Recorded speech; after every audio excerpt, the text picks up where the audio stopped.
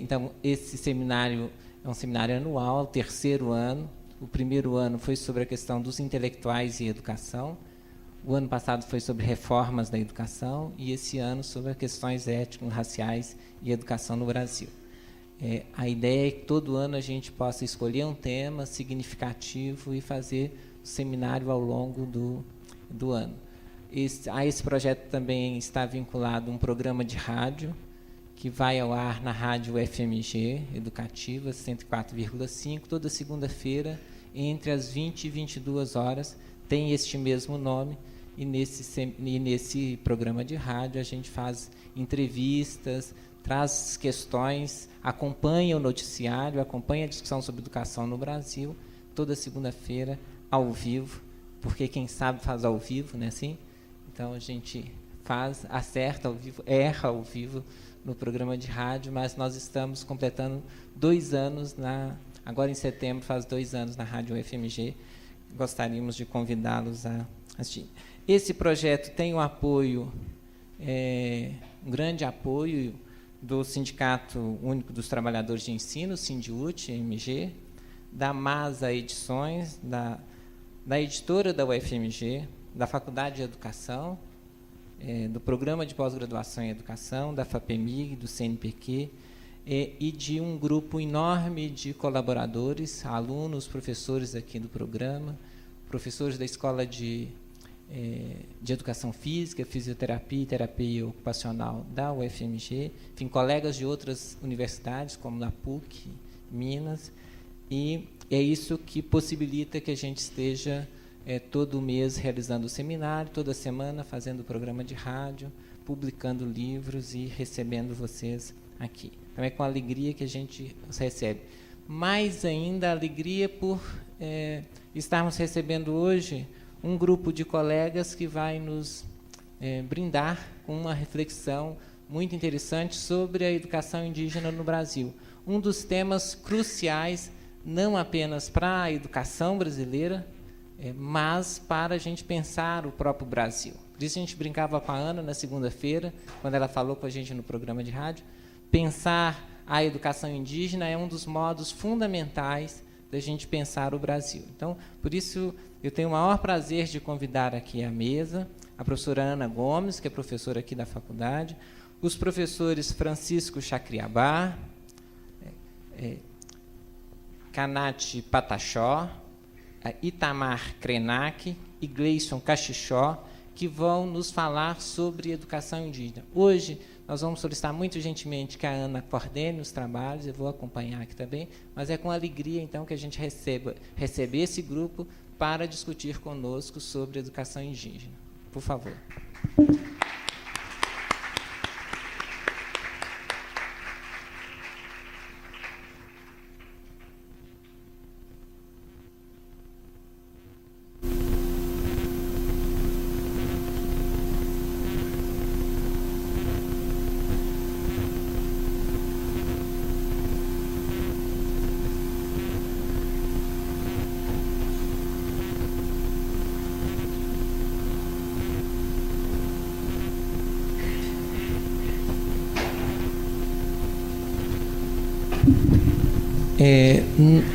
Geralmente, nossas conferências vão de 7h15 a 9h15, 9h30, 9h40.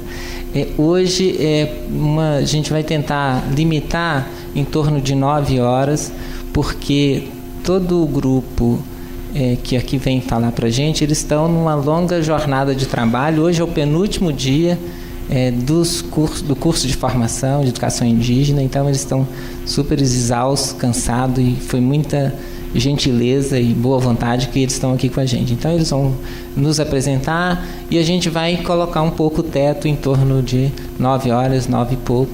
9 horas, tinha combinado, 9 e pouco é por minha conta já, porque a gente tinha combinado 9 horas para, inclusive, que amanhã eles continuam trabalhando. Então eu passo a palavra para a Ana.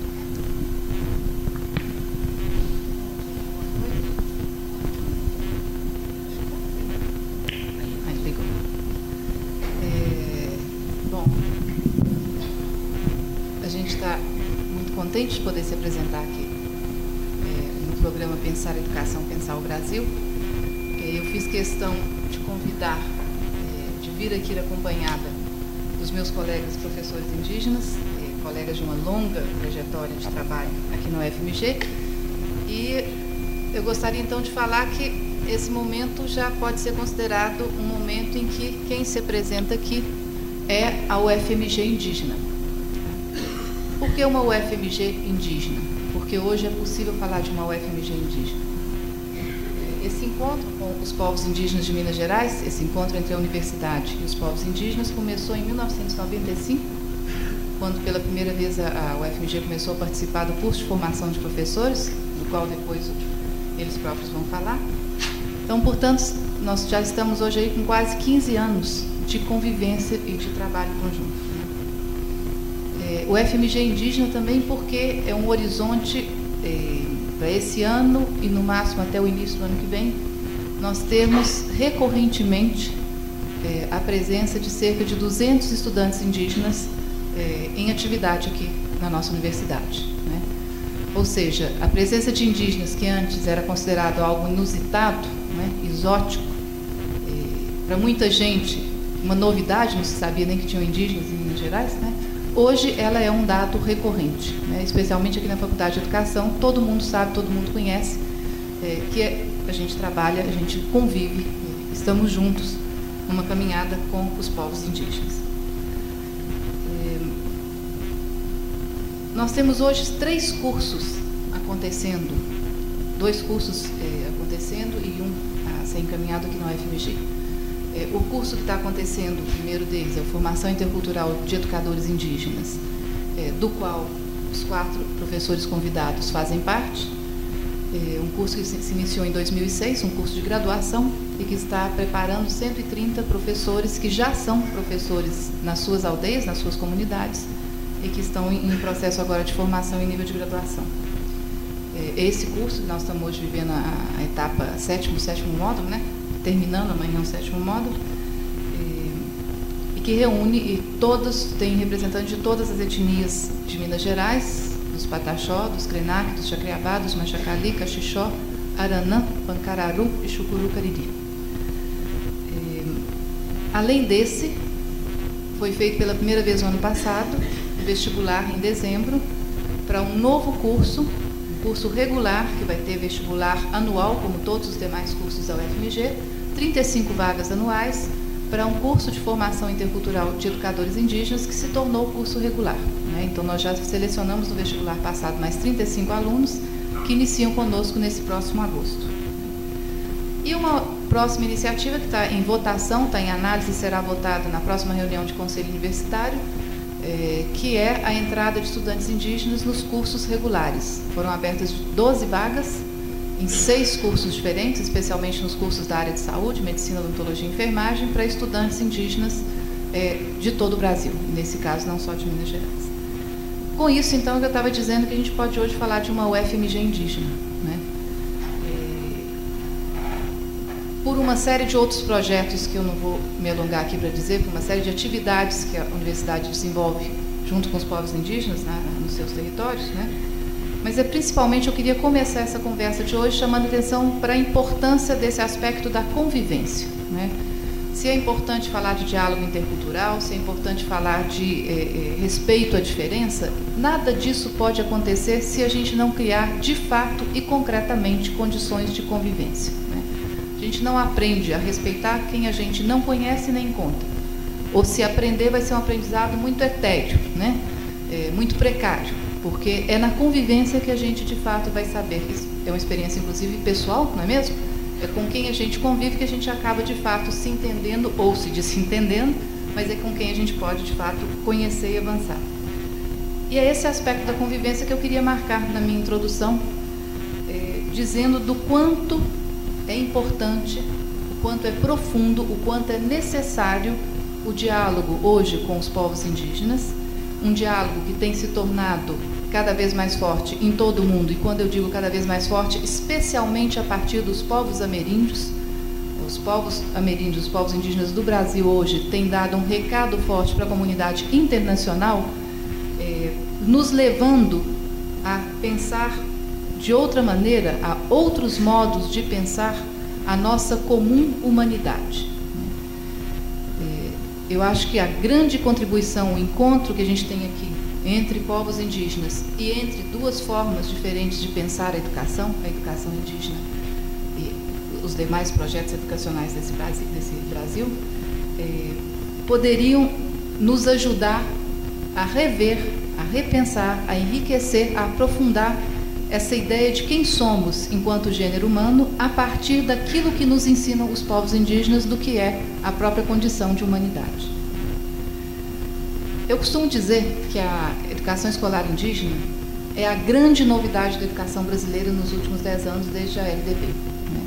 Os povos indígenas foram os únicos que conseguiram a prerrogativa legal na LDB, na Lei de Diretrizes e Bases da Educação Nacional, a prerrogativa legal de poder executar, criar a educação diferenciada e específica. De fato, na lei era previsto na Constituição e se tornou, foi atualizado na LDB e depois regulamentado por outras normativas, se tornou possível para os povos indígenas construir uma escola diferenciada, no sentido de diferente da proposta de educação nacional, específica, no sentido de que cada povo indígena, eles vão falar disso, pode construir a educação escolar que mais se adeque à realidade de cada povo, intercultural e bilíngue, onde o diálogo intercultural é o tema central e a recuperação da possibilidade do bilinguismo, do multilinguismo, esquecido nas nossas escolas, proibido por lei durante muito tempo no projeto de educação nacional, ele volta à cena. Essa possibilidade de bilinguismo, de uso da língua materna, diferente do português nas escolas, volta exatamente com a legislação que permite às escolas indígenas essa possibilidade. E daí começa de novo a ser aberta essa possibilidade para outros grupos portadores de tradições linguísticas diferenciadas. Eu vou ser breve na minha introdução, porque eu prefiro, e era uma escolha nossa, que hoje quem fala pelos índios são os índios, e eu estou aqui na condição de companheira, de acompanhadora de quem com eles trabalha e não de quem fala em nome deles e muito menos em nome da escola indígena que eles próprios vão falar. E eu vou então apresentar rapidamente cada um, para passar a palavra para eles, e vou apresentar lembrando uma questão importante, na realidade, de todas as comunidades indígenas e da própria escola indígena, que é a relação com a terra e com o território. Cada um dos representantes aqui tem uma história diferente para dizer em relação ao próprio território. O Francisco Chacriabá vem de uma terra que, a terra indígena de Chacriabá, no norte de Minas, foi homologada há mais de 20 anos, e qualquer população que depois de 20 anos que vive num território delimitado vai se encontrar com problemas muito sérios de crescimento demográfico, de degradação do território, inevitável pelo processo natural de crescimento de uma população. Eu estou dizendo isso porque parece muito tranquilo e muito normal que a gente resolva o problema dos povos indígenas atribuindo a eles o território delimitado.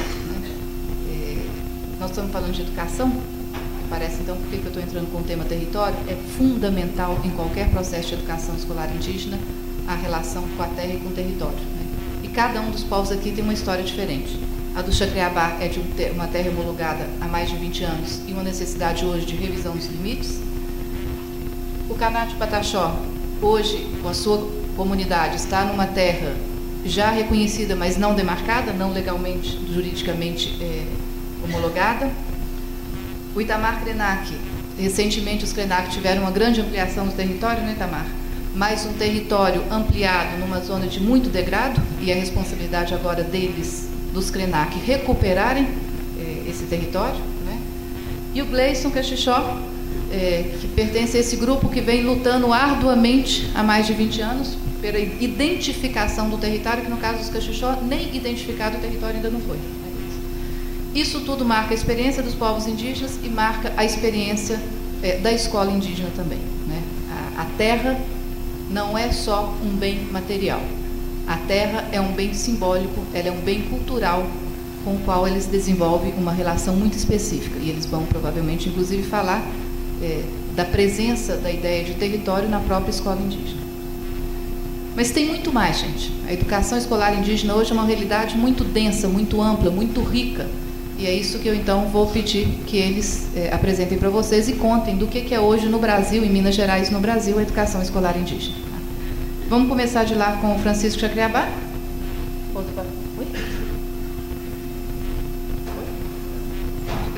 Vamos começar com o Canate.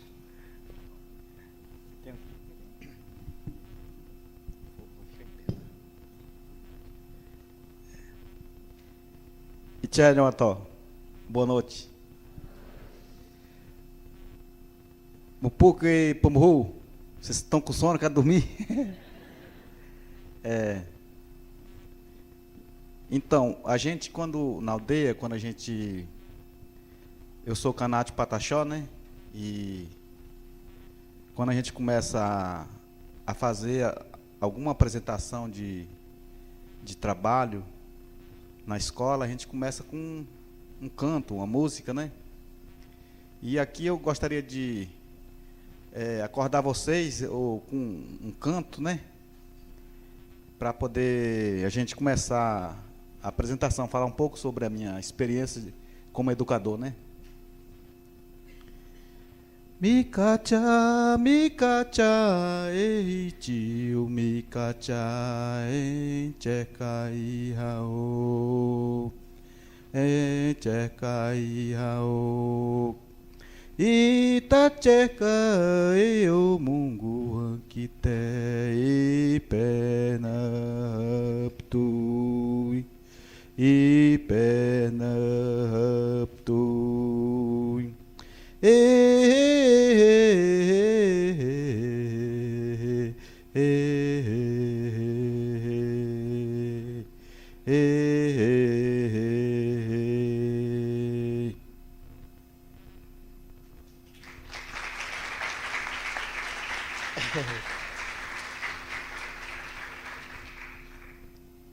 Então eu vou falar só um pouquinho para me deixar para os outros companheiros aí, né?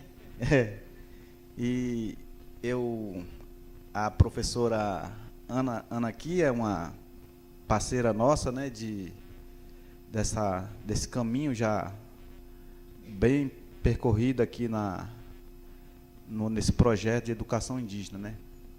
Porque quando se iniciou em 95 esse projeto de implantação nas escolas indígenas aqui de Minas Gerais, a gente teve que ser muito forte para poder lutar por essa educação específica e diferenciada. Por quê?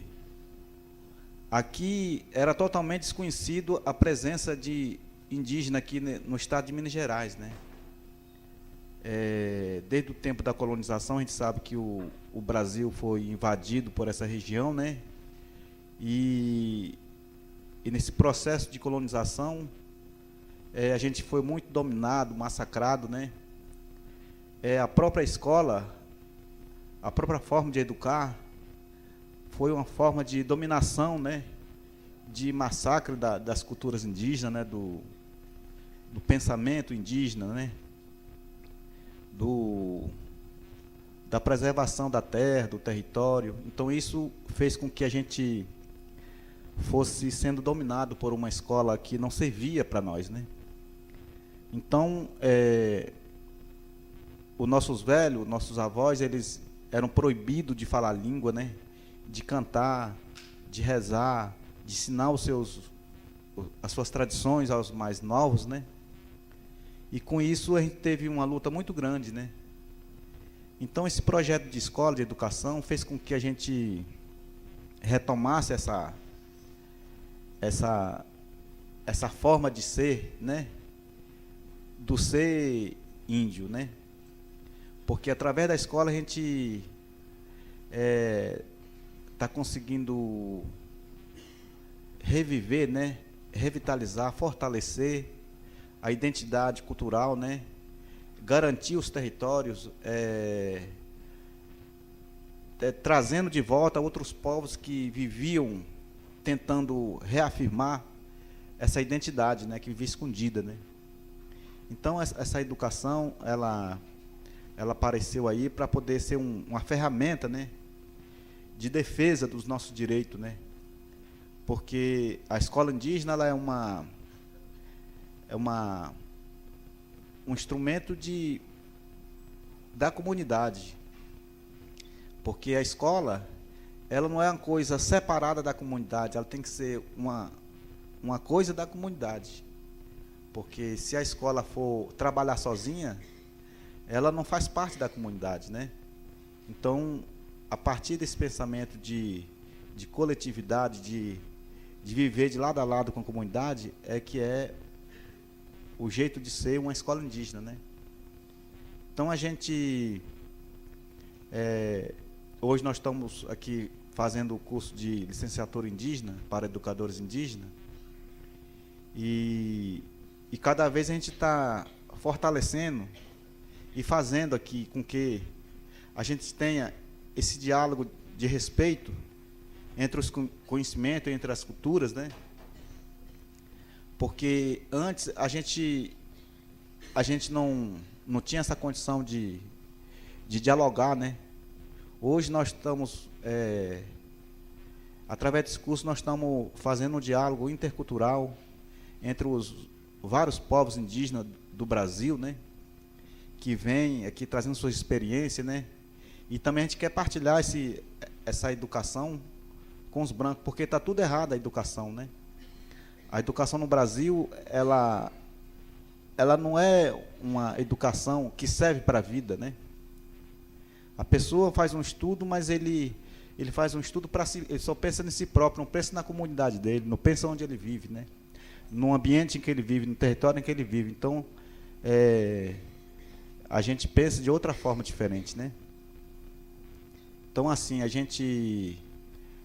esse curso é um suporte de grande importância para a gente poder planejar o nosso futuro, né? Porque a partir do nosso conhecimento, né, do conhecimento tradicional dos nossos velhos, a gente vai fazer essa ponte de diálogo com a cultura de cá, né? A gente sempre está buscando fazer esse diálogo cá fora, porque a gente tem que entender esse código do não índio para a gente poder tentar viver, aprender a malícia da palavra do lado de cá, né? Então a gente, através da educação, a gente está buscando uma nova visão para viver no mundo, né? Então acho que é por aí que a gente vai começar esse diálogo, e através desse convite a gente veio aqui hoje para poder a gente falar um pouco da experiência da gente professor, né? Eu sou professor de alfabetização, trabalho de quinta a oitava, e a gente está aí para falar um pouco. Agora ou depois? Bom, eu só queria chamar a atenção para algumas coisas que o Canati disse. Esse nexo profundo entre escola e comunidade, que é muito pouco comum no meio urbano, né? Na escola indígena, quem escolhe os professores é a própria comunidade. Eles só vão para o curso de formação depois que eles forem escolhidos pela comunidade. Eles têm que ser formados, não tem dúvida, mas eles só vão para o curso de formação depois que a comunidade deu o aval em relação à escolha, né? E queria chamar a atenção também para isso que ele falou sobre a condição do diálogo, né? O diálogo intercultural, ele não é algo que se dá imediatamente, né? Inclusive, nos primeiros encontros, nessas negociações que a gente veio fazendo para que constituir isso que a gente está chamando de UFMG indígena, apesar de todo o interesse e boa vontade de ambas as partes, às vezes a gente ficava preso num grande silêncio, né? A UFMG, os representantes da UFMG perguntavam e os indígenas diziam, mas a dificuldade de dialogar era grande. Então, isso que ele está chamando a atenção, é necessário criar as condições, né? Fazer com que o diálogo possa acontecer. Eu acho isso muito importante. Um lembrete, então, que quem está nos ouvindo em casa, a gente tem o prazer de ter um público mais amplo, né?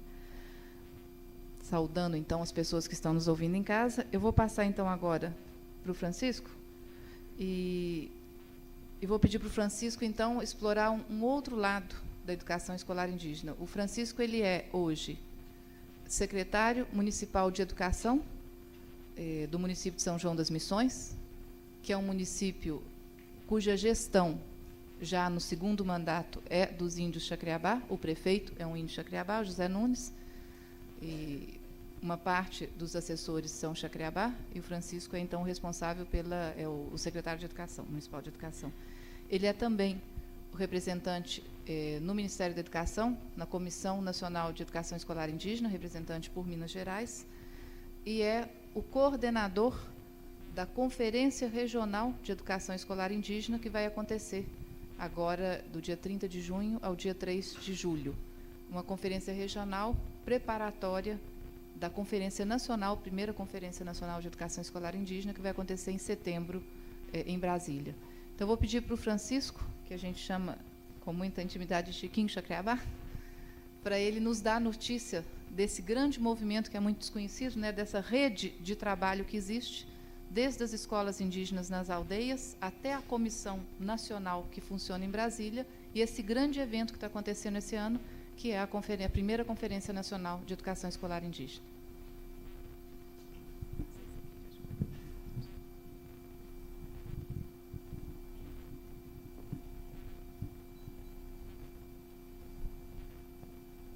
Então, boa noite a todos. Sim, inicialmente, gostaria de agradecer aqui o convite, né? Cumprimentar a todos, dizer que esse é um momento importante, né, para nós, professores indígenas, aí, lutadores também do movimento indígena, né, em Minas Gerais, de poder, aqui nesse momento, conversar um pouco, né, com as outras pessoas, com outro público aqui também, em relação à nossa educação indígena, e dizer, assim como a professora Ana Gomes, né, já introduziu muito bem essa realidade, né, da educação indígena em Minas Gerais, né, assim, eu sou professor indígena, né, eu atuei na sala de aula durante 10 anos e hoje, né, eu estou atualmente como secretário municipal de educação, né, do município. Nosso município é São João das Missões, bem no norte de Minas, né, quase divisa com Bahia, então vamos a 700 quilômetros daqui da capital. E, assim, temos a população indígena, meu povo é Xacreabá, é a maior etnia, né, do estado de Minas Gerais.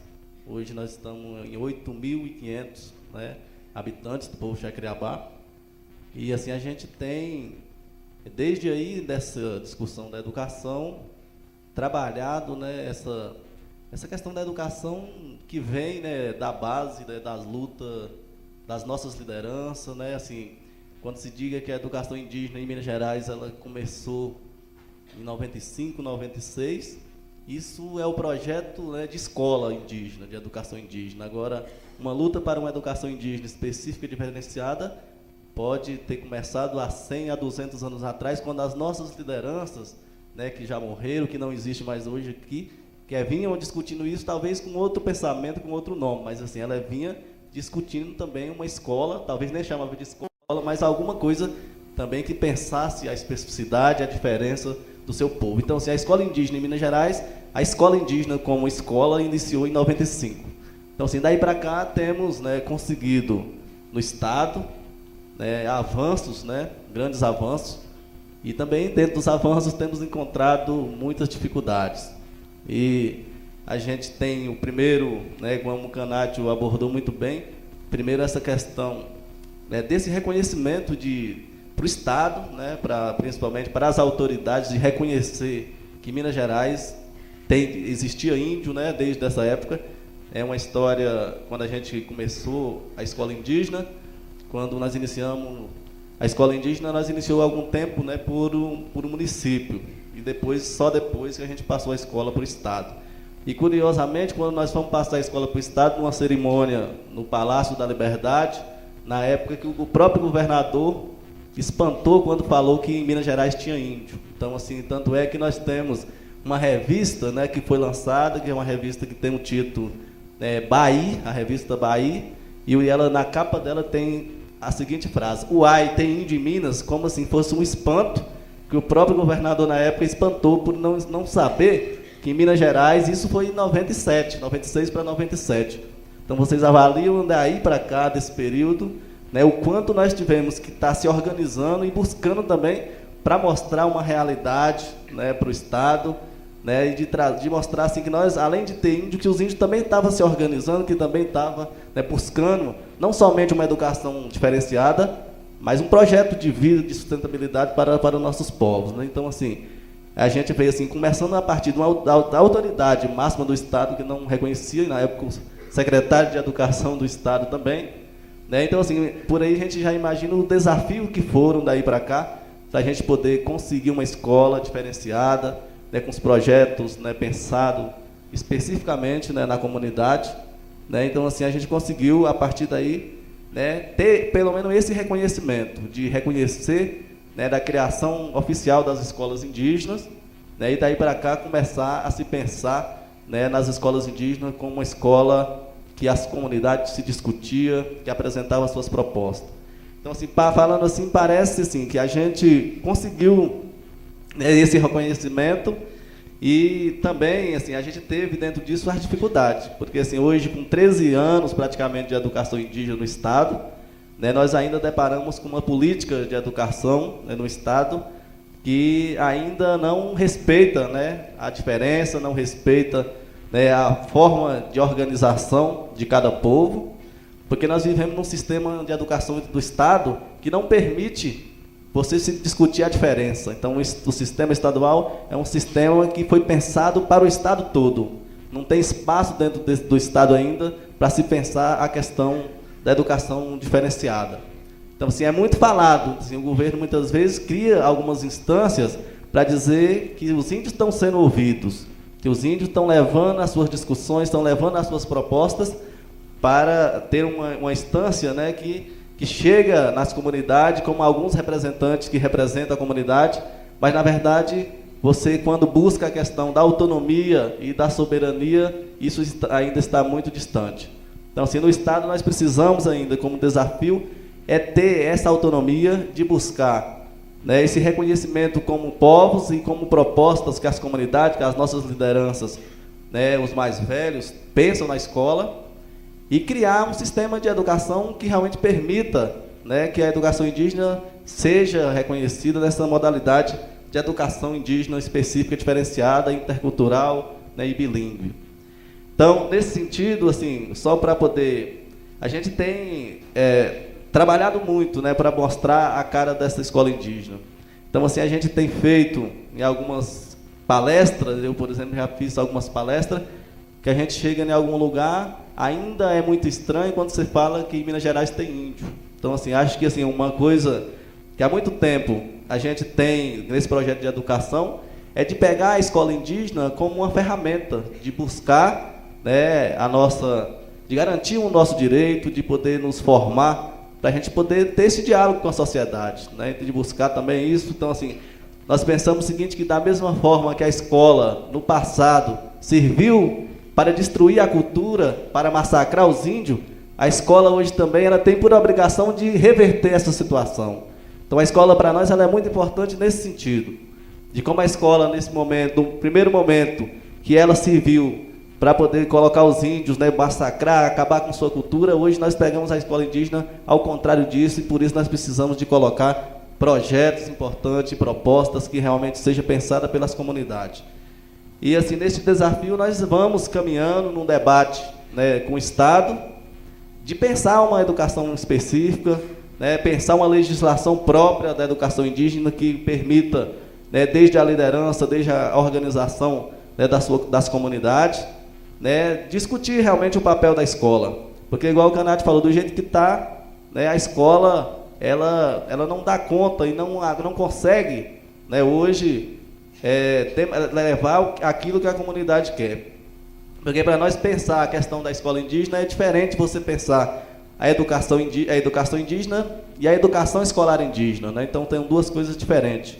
Então, assim, a escola indígena, é a educação escolar, que vem aí com ideias do próprio Estado, com a própria Secretaria, e a educação indígena é a escola que vem das famílias, da comunidade, que ensina seu filho desde pequeno, muitas vezes coisas que nem precisa ir na escola para aprender. Então, isso é a educação indígena. A educação escolar indígena está engessada de muitas outras ideias, porque não tem uma legislação que permita que a gente trabalhe aquilo, né, que é realmente que as comunidades têm. E, nesse sentido aqui, eu quero chegar um pouco aqui onde que a Ana falou, de dizer nessa instância, né, de organização, né, nessa importância que nós temos hoje, né, a nível de Minas Gerais e também de Brasil, né, como ela falou. Eu tenho hoje uma representação numa Comissão Nacional de Educação Escolar Indígena. Essa comissão, até chegar ao formato de Comissão Nacional de hoje, antes ela teve vários nomes, vários modelos. Ela foi Comitê Nacional, Coordenação Nacional de Educação Indígena, que se reúne hoje, atualmente, 18 índios do Brasil todo para representar a educação indígena na SECAD, né, na Secretaria, né, da Diversidade, lá do MEC. E essa comissão basicamente quem está hoje discutindo, né, nas comunidades, discutindo nos estados, nas regiões, um pouco dessa educação indígena. E, nesse sentido, assim, essa comissão ela tem um papel, né, de ser uma instância, né, do Ministério da Educação para consultar as propostas da educação indígena nos estados. Então, eu represento Minas Gerais e Espírito Santo. Então, assim, nós estamos fazendo, né, ao longo desses anos, um papel de articular, né? Então, assim, acho que é importante frisar um pouco isso também, quando a gente coloca os avanços. Acho que isso é um avanço, um ponto de vista positivo, né, que muitas vezes não tendo, por mais que você não tenha tanta autonomia, mas o governo, pelo menos, está reconhecendo como uma instância que os índios tenham, né, de estar presente, de estar escutando, de estar participando nas suas comunidades, para poder levar as propostas, né, para uma discussão nacional e também regional. E, nesse sentido, nós está sendo pensado hoje há muito tempo, e hoje já é fato quase que consolidado, a Conferência Nacional de Educação Escolar Indígena. Então, assim, antes da Conferência Nacional, está prevista para o mês de setembro, né, acontecer a Conferência Nacional de Educação Indígena, e são 18 conferências regionais no Brasil todo para poder discutir essa questão da educação, para poder levar as propostas para a Conferência Nacional. A nossa conferência ela vai ser entre Minas Gerais e Espírito Santo, está marcada para o dia 30 de junho a 3 de julho, aqui em Belo Horizonte, né, nós estamos trabalhando duro para poder organizar esta conferência, e esperamos que nessa conferência nós realmente possamos conseguir colocar essas propostas que nós estamos discutindo aqui, de fazer com que a educação tenha o seu papel, tenha o seu lugar, na diferença, né, na questão de uma política de educação específica, diferenciada, porque apostamos que essa conferência é uma conferência deliberativa, né, assim, é um fato histórico no Brasil, que é a primeira Conferência Nacional de Educação Indígena, ao longo de muitos anos aí, né, nós vamos lutando para conseguir essa conferência, e agora esperamos que esse é o momento onde o governo está com vontade de fazer, onde os órgãos estão se empenhados, e, acima de tudo, o movimento indígena está articulado para isso. O movimento indígena estão afiados, estão com suas propostas, estão discutindo suas propostas nas conferências regionais, e queremos, nessa conferência, realmente dar o recado e fazer com que as propostas, né, sejam garantidas, né, no âmbito dessa conferência nacional. Essa conferência nacional e as regionais, ela é importante porque ela é diferente das outras conferências ou seminários que acontecem, quando se pensa de lá do governo as ideias para vir para dentro da comunidade. Essa nasce as ideias da comunidade, do velho, do aluno, para poder depois chegar no governo. Então, assim, acho que essa conferência tem tudo para dar certo, porque busca a base, busca quem realmente está vivenciando o processo de educação lá na base, lá na escola. Então, assim, são as propostas deles que vão chegar, né, nessa conferência. Não a proposta que o governo vai deliberar lá de cima e nós apenas vamos legitimar a política de governo. Nós agora vamos colocar as nossas próprias propostas, vamos discutir as nossas próprias questões da educação indígena e vamos fazer com essa conferência aí as propostas da base. Então, assim, um pouco sobre a experiência de educação e de movimento indígena, né, e um pouco dessas representações. Nesse momento, eu queria falar um pouco disso, né? Estou à disposição aí para qualquer pergunta, algum esclarecimento. Tá bem, Chiquinho, obrigada. Eu queria chamar muita atenção para isso que o Chiquinho falou, que é muito importante, gente. A educação escolar indígena é a grande novidade da educação brasileira e, no entanto, não existe uma regulamentação jurídica que garanta o que está previsto em lei. Então, existe a proposta pedagógica, existe, inclusive, o referencial curricular das escolas indígenas, publicado pelo MEC, portanto, uma proposta curricular específica, mas, quando se chega no ponto da regulação, e aqui nós temos muitos estudantes do curso de pedagogia, né? Quando as inspetoras, as pedagogas das superintendências vão nas escolas indígenas, vou dizer uma coisa séria, mas que é séria mesmo, tem que ser dita, elas descumprem a lei. Elas aplicam a legislação, a outra legislação referida ao Sistema Nacional de Educação, no sistema, nas escolas, com o direito de currículo específico. Então, por exemplo, para dar um exemplo muito claro, recentemente foi aprovada uma lei que obriga agora o ensino de sociologia e filosofia no ensino médio, né? Então, a inspetora foi nas escolas e obrigou as professoras a tirar do currículo algumas horas, 50 minutos, benditos módulos, né? Da disciplina que era História e Direito Indígena, para colocar também Sociologia e Filosofia, né? E eu perguntei para as professoras que estavam me contando isso, falei, mas você perguntou para essa inspetora se ela conhece a lei? Porque ela está dando mostras de desconhecer a lei, né? Mas existe esse problema muito concreto, sobre o qual se discute há muito tempo, que não existe no Brasil ainda a possibilidade jurídica de reconhecimento daquilo que já está previsto na LDB e na Constituição, que é essa escola específica. Então, ela tem um currículo diferenciado, mas ela não tem um sistema normativo do ponto de vista do seu estatuto, a própria carreira do professor indígena, né? Ela não tem ainda uma normativa adequada para isso. E acho que esse é um ponto importante para ressaltar. E um outro comentário que eu queria fazer, lembrando, inclusive, que eu estava em Brasília participando de um seminário do MEC, que o SECAD chamou sobre o ensino médio, né? E Chiquinho estava lá, e eu pude assistir essa situação quando o movimento indígena lá representado, os professores indígenas e lideranças, interromperam o seminário. Era um seminário em que o MEC solicitava que fosse discutida a proposta de educação escolar indígena para ensino médio, que é uma proposta que ainda está pouco delimitada. E eles interromperam o seminário dizendo exatamente isso que o Chiquinho traz hoje pela conferência. Ele disse, olha, nós não queremos discutir o ensino médio, o ensino fundamental, a educação infantil, o ensino superior, essa fragmentação que é própria do sistema educacional brasileiro, nós não queremos que ela seja transferida para dentro das aldeias, porque ela não nos interessa, ela não nos diz respeito. Enquanto não houver uma Conferência Nacional de Educação Indígena que discuta o conjunto das políticas públicas para a educação escolar indígena, nós nos recusamos a discutir qualquer coisa com o MEC. Eu tive o privilégio de assistir essa cena, de fato eles se recusaram, e hoje a conferência está aí colocada para discutir o conjunto da educação escolar indígena e não só os níveis de ensino, como vinha acontecendo. Bom, eu vou passar a palavra agora para quem que é o Itamar? Itamar. E a gente vai pedir o Itamar para nos ajudar a entrar mais próximo, chegar mais dentro da escola indígena, contando um pouco da experiência da escola Krenak, do povo Krenak, e dele como professor.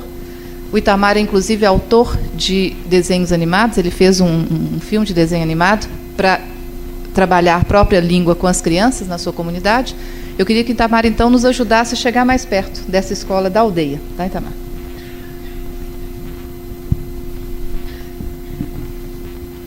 Ambiberé.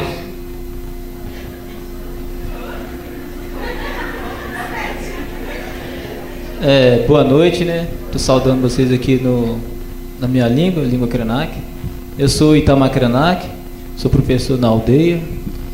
E, em primeiro lugar, agradecer, né, esse convite para estar participando aqui dessa discussão com vocês, né, que eu acho que é muito importante nesse momento, até para a gente levar um pouco, né, do conhecimento tradicional indígena, né, mas e também, né, saber um pouco o que né, vocês têm pensado em relação à questão indígena. Como foi exposto, né, para o Canate, o Chiquinho, a educação indígena ela é uma luta, né, de vários lideranças, né, que iniciou essa luta há muitos anos, na verdade, né, é muito na questão de desigualdade, né, desrespeito, né, que fez com que a gente, ao longo do tempo, sofresse muito, né, com problemas de opressões, né, massacres. E hoje nós temos um desafio muito grande, né, que é abordar dentro das nossas escolas indígenas, né, o pensamento indígena, né. Até então a gente tem trabalhado muito nesse sentido. E falando um pouco mais assim específico do Krenak, a gente tem lutado e refletido muito sobre a questão, né, da língua, da história do nosso povo, né, e nós buscamos hoje nas nossas raízes, nos nossos velhos, né, todo o conhecimento tradicional, né, que fez com que a gente conseguisse superar um pouco, né, esse problema todo, essa problemática, né, que atingiu todos os indígenas. E nós ainda hoje falamos, né, a língua Krenak, né, o pessoal da nossa comunidade, os mais velhos. Ele tem esse papel de estar contribuindo muito, está nos ensinando. E com a implantação das escolas diferenciadas, a gente teve ainda, né, um apoio maior para trabalhar a questão, né, da educação diferenciada. Igualmente o que a Nath falou, a escola no passado ela foi implantada nas aldeias, mas ela tinha uma outra percepção, né? Na verdade era para acabar com a questão cultural do índio, né? E hoje a gente inverteu esse papel. Hoje a gente usa a escola para ensinar as crianças na língua, para fortalecer, né, as nossas raízes, as nossas culturas. Então a gente tem uma preocupação muito grande em relação a esse mundo globalizado que a gente vemos hoje. Muita coisa muito próxima à aldeia que atrai as crianças, que atrai os jovens. E hoje a gente tem esse trabalho, né, esse desafio de buscar com os mais velhos, né, esse conhecimento, né, de transmitir esse conhecimento, abordar um pensamento que vai fazer com que as nossas crianças valorizem, né, a seu povo, a sua história, a sua cultura. E dentro da nossa escola hoje trabalhamos muito isso, né? A professora até mencionou aí a questão de um trabalho de animação, que hoje a televisão atrai também, né, os jovens. Então por que não usar, né, a televisão para transmitir para nossas crianças um trabalho que seja realmente, né, do seu povo, né, contando a sua história, as suas línguas. Então a gente pensou nesse trabalho e é um ponto que a gente vem desenvolvendo. E eu acredito que é um meio que a gente vai estar também explorando mais uma vez, né, essas tecnologias que são vindo de fora, mas a nosso favor, para nos ajudar e não nos prejudicar. E dentro da universidade aqui também é um outro ponto que a gente tem buscado refletir um pouco os conhecimentos, né, que aqui existe, igual foi mencionado por Kanashi. Nós precisamos muito desse diálogo, precisamos criar essa ponte, né, que os conhecimentos se respeitem, né, que hoje o índio ele é conhecedor, né, de diversas coisas que podemos muito a contribuir para a universidade. Da mesma forma a universidade também, né, ajudar, nos apoiar, a buscar meios, né, de desenvolver alguns trabalhos. Então acho que nós hoje temos esse desafio, né, de estar buscando, de estar lutando, e junto das nossas lideranças, e a gente busca, né, coisas novas, né, que ajude a questão da aldeia, que hoje nossas aldeias ela não está como era no passado, que antes nós tínhamos águas, né, limpas, puras, né, para beber, para lavar, para tudo. E hoje nós não temos assim uma mata, nós temos pouca caça, nós temos poucas condições de vida, né, vamos dizer assim. Grandes empresas chegou, acabou com tudo, né? A questão também de invasões de não índios, fazendeiros, fez a gente ficar na situação que estamos hoje. E também aqui procuramos conhecer, né, a questão, o código do não índio, para a gente lutar e buscar os nossos direitos, nossos espaços, né, discutir dentro da instância do governo, né, Brasília, ou até mesmo nas prefeituras, buscar projetos, né, de autossustentabilidade para que a gente, dentro da aldeia, a gente comece a trabalhar, né, em função desse novo tempo, né, que a gente tem tem que buscar mesmo adaptar alguns trabalhos para que a gente não sofra muito, né? Mais do que a gente já sofreu no passado. E eu estou aqui à disposição, né? Algumas perguntas, né? Algumas questões que vocês quiserem estar fazendo.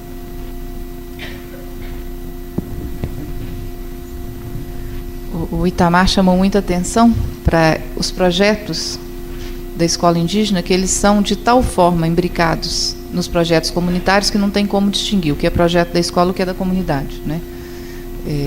Como o Canati frisou muito no início, né? A escola indígena é da comunidade. Como o Chiquinho chamou atenção, a conferência nasce nas aldeias indígenas para chegar a Brasília, né? Então, essa dimensão forte que marca a configuração da escola indígena e que para nós, das demais escolas, é muito desconhecida, né? Dizer que nós podemos escolher os professores de nossos filhos soa como algo um pouco fora do lugar.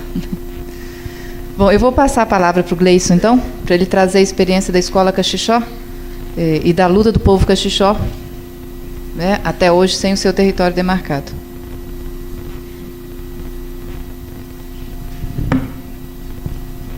Boa noite. Eu sou o Gleison, da etnia Caxixó, que fica situada no município de Martinho Campos e Pompéu, próximo de Belo Horizonte, fica muito longe não. Aí eu vou estar falando um pouco da luta Caxixó aqui para até chegar à educação que a gente está desenvolvendo lá hoje na comunidade. A nossa comunidade estava sendo um pouco, a gente estava lutando, mas não estava sendo reconhecido pelo governo, porque hoje o governo recriou uma lei que hoje que todas as comunidades indígenas têm o direito de terra. Hoje, se for estar olhando no artigo hoje da Constituição de 88, tem o direito de dar terra, da moradia, da educação, da saúde, do lazer, da cultura, tem direito de tudo. Aí a gente lutou para a gente ter esse benefício da comunidade, que a gente não tinha nem educação, nem saúde. Aí a gente lutou, aí a gente brigou nas portas dos governos públicos de Minas Gerais, Brasília. Ainda a gente, até hoje, a gente resgatou um pouco do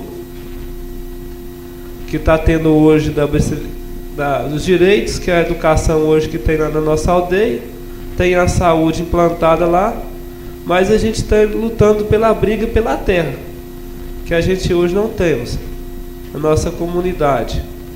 Aí, se a gente for estar olhando hoje, que a gente muitas das coisas lá na nossa comunidade deixam de praticar, principalmente a cultura.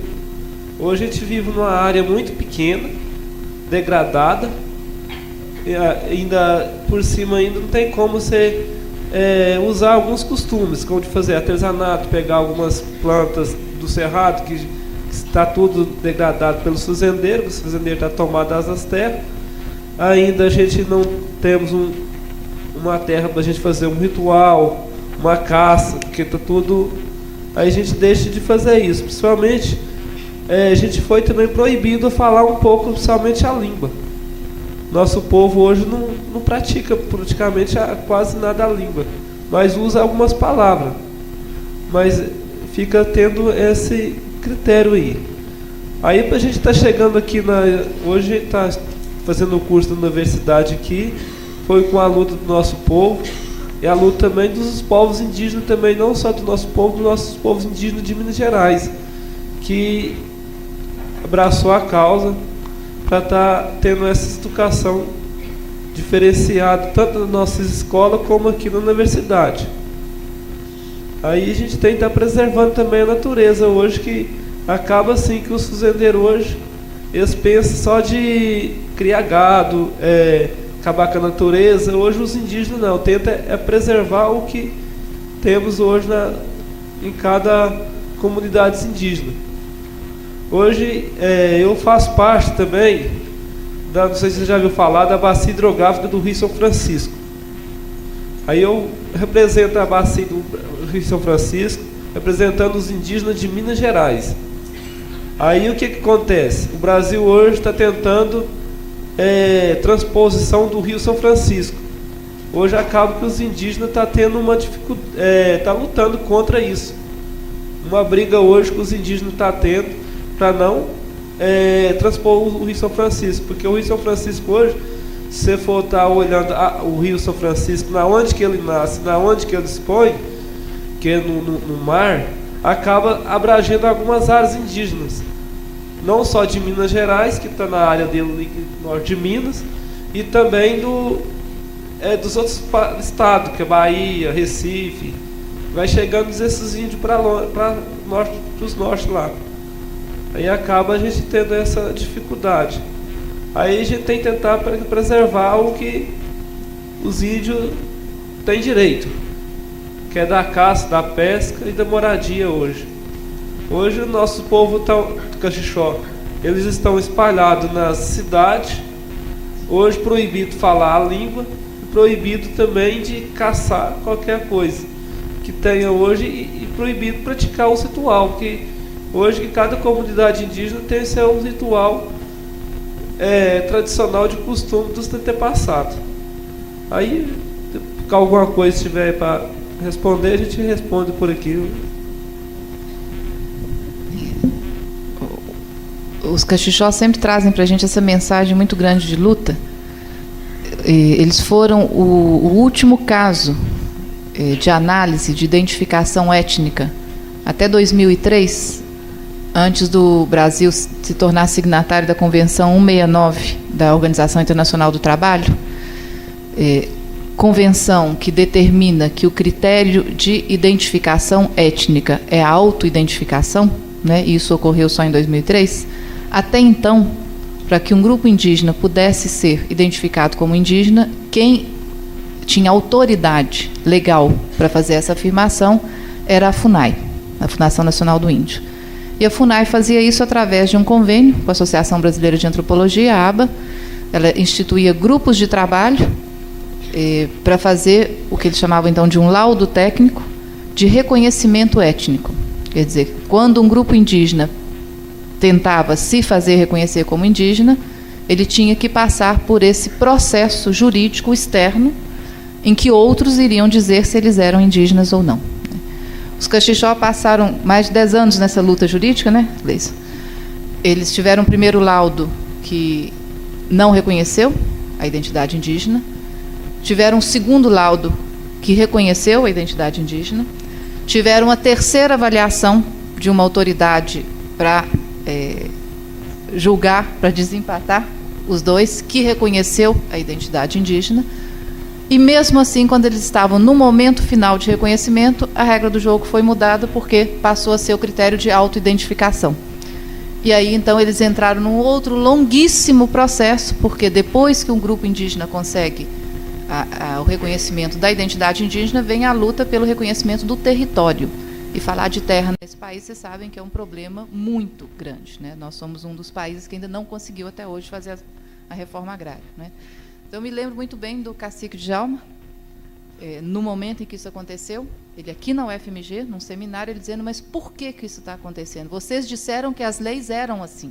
Vocês disseram que a gente tinha que fazer tudo o que estava previsto nas leis e nós fizemos. Por que nós não somos reconhecidos? Por que nós ainda não vamos ter o território? Porque aí o processo de reconhecimento do território se tornou um processo muito mais longo, em função do fato que antes o laudo de reconhecimento étnico era quase como uma barreira, né? Na verdade, o que está em jogo é a questão da terra, e a não identificação indígena era uma forma de negar o direito à terra, que já estava garantido em Constituição há muito tempo. Então, os Cachixó têm essa longa luta, né, esse longa e atribulado percurso com o sistema jurídico, né, com o sistema institucional jurídico, e isso marca, sem dúvida, né, a experiência, inclusive, da Escola Indígena Cachixó. Bom, a gente fez uma primeira rodada, como é de costume, né, nas nossas conversas, e aí eu acho interessante a gente abrir um pouco para perguntas, para o que as pessoas gostariam de, eu tenho certeza, inclusive, perguntar para os próprios professores. Nós temos aqui uma publicação que eu vou deixar com o Luciano, que já também dá uma ideia. É uma publicação do curso de formação, do nosso curso de formação intercultural de educadores indígenas, cujo título é muito significativo: Um pé na aldeia, um pé no mundo, né? O que pretende a educação escolar indígena? Ela pretende caminhar com um pé na aldeia e um pé no mundo, né? o Itamar falou um pouco disso, né? Que é dar uma ideia, tá? do que é a proposta. E dentro disso, nós deixamos aqui também com o Luciano um livro publicado pelos Machacali, que é um dos povos de Minas que não estão aqui presentes. Os Machacali é uma população onde o uso da língua indígena Machacali é dominante em relação ao português. São poucos os Machacali que falam português. E eles publicaram um livro bilíngue sobre o tema da saúde, produzido aqui dentro do curso, junto com a professora Inês Almeida, em que eles explicam praticamente, a intenção do livro, o objetivo era explicar para a FUNASA, que responde pela saúde indígena, como é que os Machacali pensam as questões de saúde, ou aquilo que os não indígenas chamam de saúde. E hoje esse livro tem sido utilizado na formação de agentes da FUNASA para que eles saibam interagir e atuar com os Machacali. Ao falar de livro, eu quero chamar a atenção para essa importante parte da educação indígena, que é a produção de materiais específicos, né? Para que o diálogo se torne possível, eu dizia no início, é preciso criar condições. E uma das condições é criar materiais que possam expressar, né, gerar uma paridade de posições para que se possa falar de maneira mais horizontal nessa tentativa do diálogo intercultural. Hoje de manhã eu conversava com um colega que veio do Acre, o Renato Gavazzi, que trabalha muito tempo com a educação indígena no Acre, e eu estava comentando como que o desenho de criança estereotipada, aquele desenho de escola, de casinhas, né, como ele é comum, inclusive, nas escolas indígenas, né, inclusive para as pessoas que não frequentaram a escola, porque a população indígena, a maior parte ainda não é escolarizada, mas esse desenho chega forte. E o Gavazzi estava me dizendo, no Acre não, porque no Acre eles já produziram tantos materiais específicos da escola indígena que as crianças repetem os desenhos que foram feitos pelas próprias pessoas da comunidade. Então, não existe aquele desenho característico de escola, porque eles já têm uma produção interna que permite que aquilo que seja repassado de geração em geração reproduza o traço, o desenho, a ideia, o pensamento próprio daquela comunidade, né?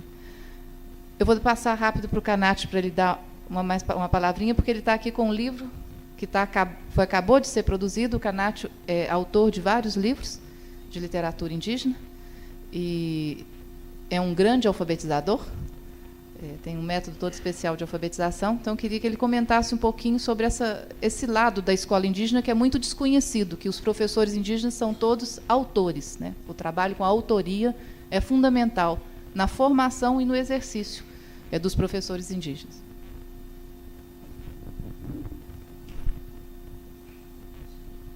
Então, como a Ana falou aí, a nossa escola, lá na nossa aldeia, né, então a gente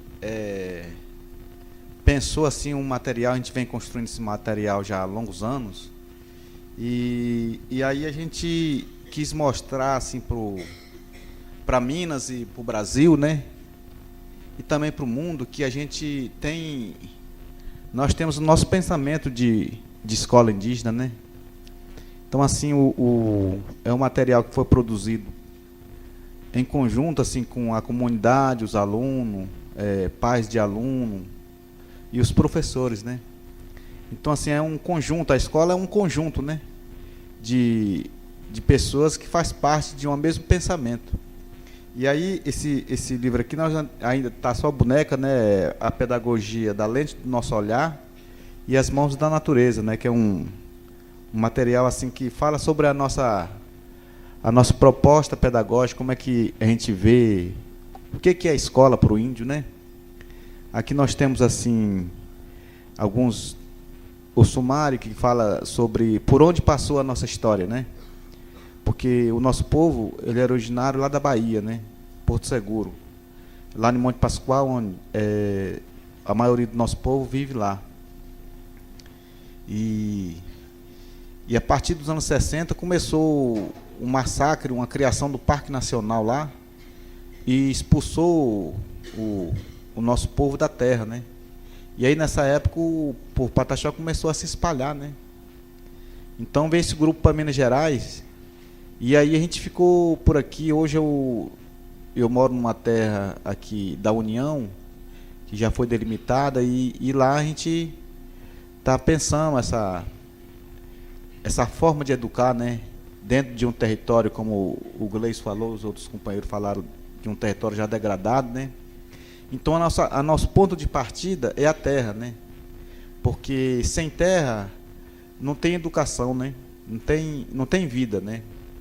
Então, assim, a gente conta um pouco dessa história, essa trajetória de vida ao longo dos momentos históricos da vida do nosso povo.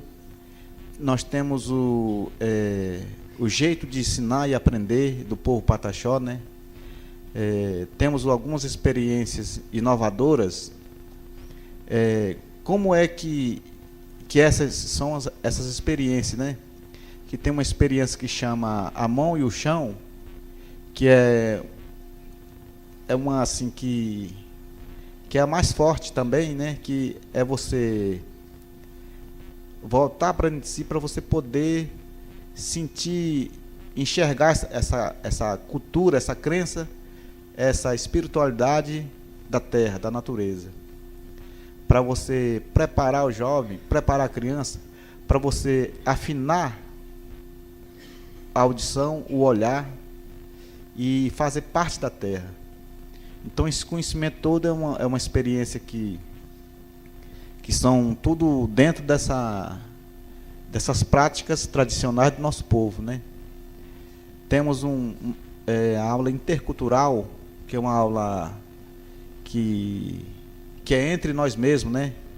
Quando fala internamente, intercultural, está falando assim, entre nós mesmos, entre nós e natureza e terra e tudo, né? Então é outra experiência também. Tem outra experiência também inovadora, que é alfabetizar cantando. É uma experiência que a gente inicia a alfabetização através da música, né? É uma coisa que é muito bom, que não agride a criança, né? Não força a mente da criança, né? Então essa forma de ensinar cantando, a gente conta através do nosso livro aqui. Temos também a roda de convivência, o ciclo de conversa, assim, e outras mais, né? Que a gente relata aqui um pouco dessa experiência, como é que é trabalhado, né? Temos também o que a gente pensa para o futuro, né? O plano de futuro da nossa escola, né? Como é que é esse trabalho aí dentro da escola. E aí o povo aqui do curso fez alguns painéis que estão ali fora, ali, acho que quem passou por lá viu, são alguns fragmentos desse livro, que está ali alguns desenhos dos alunos, algumas fotos que está lá, da minha aldeia, né? E aí a gente está sempre buscando mostrar esse outro lado da escola, né? Que é a escola do chão, a escola da terra, né? Que é a própria escola de ser gente, né? Porque a escola tem que ensinar o ser humano a ser gente, não um animal, não um bicho, né? Mas, claro que todos nós somos animais, mas dentro desse pensamento educacional a gente tem que aprender a ser gente. Porque na aldeia, toda gente é gente, e todo alguém é alguém. Aqui na cidade não é assim. Aqui na cidade você vê que o vizinho, se mora encostado no outro, não conhece, não conversa com o outro vizinho, né? Não sabe nem quem ele é, de onde ele veio, né? Então na escola, na aldeia não é assim. Na aldeia, cada um é gente, cada alguém é alguém, né? Então a escola tem que preparar o nosso povo para ser gente, né? E para defender os seus direitos. Então, brevemente a gente vai tentar algum recurso para poder publicar esse livro, né? Uhum. Então é isso aí, gente. Bom, vamos abrir então para pergunta. Eu vou passar para o Luciano.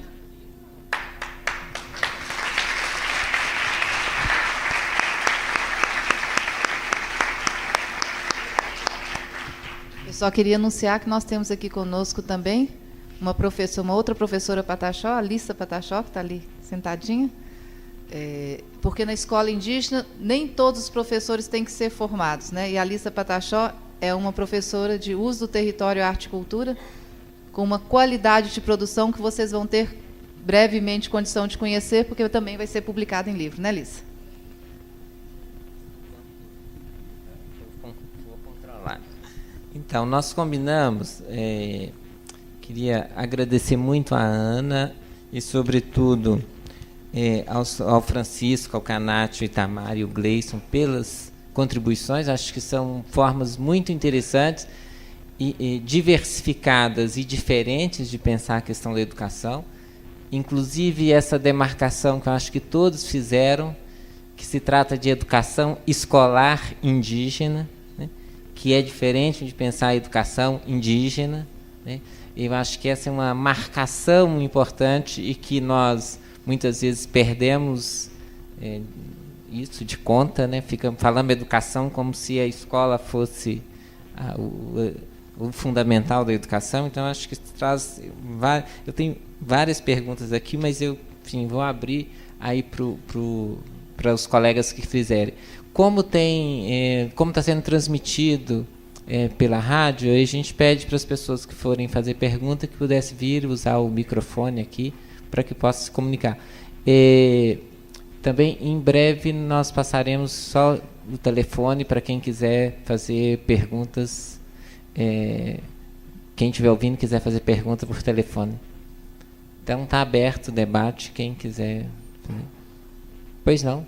Eu pediria às pessoas que pudessem falar o nome e de onde que vem para a gente possa identificar.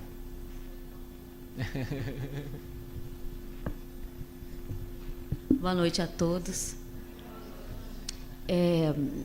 Eu gostaria primeiro, eu estou mais aqui emocionada para cumprimentá-los, porque meu irmão, Carlos Magno Oliveira, ele trabalhou na educação infantil, na educação indígena, né, desde o princípio. E o meu contato com vocês, assim, eu venho aqui mesmo cumprimentá-los, foi com o depoimento. Eu não os conhecia em 1997 e eu passei momentos muito difíceis fazendo transcrição de depoimentos, junto com a Márcia Spaia. E uma coisa que eu gostaria de convidar todos vocês para procurar os arquivos da Assembleia Legislativa e pedirem a gravação do dia 17 de abril deste ano sobre o momento que os povos indígenas viveram na Assembleia. E hoje eu tentei rever, porque eu consegui a cópia, né, do DVD, e achei lamentável o apelo dos povos indígenas em relação à educação indígena, em relação à estrutura das escolas, em relação ao instrumento, a parte de instrumento, livros, né, meios para essa educação indígena. Também tem a questão do território, né, dos representantes políticos fazendo este apelo. Então, gente, a educação indígena, mais do que pensar, enquanto educadores, esses princípios, é pensar meios cada vez mais para essa educação indígena, para que ela se realize, não só na aldeia, mas aqui na cidade também. Porque a Darlene Caingangue, ela deu um depoimento para o CIMI, também recente, que fala que o índio, ele é visto assim, não, se ele sabe muito de tecnologia, ele é fora de sua cultura. Se ele sabe, se ele está dentro da sua cultura, ele é um ser exótico. Então a gente está precisando derrubar isso dentro da sala de aula, na nossa cultura não indígena, e cobrar do poder público meios e instrumentos cada vez mais para que essa educação indígena permaneça, persista e vença. Agora, uma outra coisa também é o material didático canádio. Eu sou professora da rede municipal de Belo Horizonte e posso falar, né, sobre a estrutura das escolas, são ótimas, principalmente as mais novas. E o material didático excelente, sou professora de língua portuguesa. E pedindo para os meus alunos de 10, 11 anos, sexta série, para fazer trabalho sobre os povos mineiros indígenas, nós não conseguimos livros. Então, esse instrumento é que estes materiais que vocês, há tanto tempo, né, Canátio, vem fazendo uns livrinhos aí, que eles cheguem a todas as pessoas. Porque isso é importante para fortalecer a luta de vocês, o trabalho de vocês, né, de todos, tanto dos professores da Universidade Federal quanto do Estado. Fica aqui também um alerta em relação a essa autoridade da Secretaria Estadual de Educação que chega lá e fala para vocês, tem que ser assim, né? Então, eu queria que vocês comentassem sobre a estrutura das escolas. Como estão, gente? Vamos falar a realidade. Não deixa só para o dia 17 de abril, 19 de abril, chegar na Assembleia e pedir e chorar. Porque, sinceramente, é chocante essa gravação do dia 17 de abril. Não chocante no sentido que é novidade. Não é novidade. E o poder público tem que dar conta da educação indígena. Obrigado. Alguma outra pergunta que aí eles podem comentar? Nós, conforme combinamos, nós temos até 9 horas, faltam 20 minutos, então a gente pode abrir para... Então, enquanto vocês esquentam as perguntas aí, passo quem quiser comentar, fazer comentários sobre a intervenção da colega.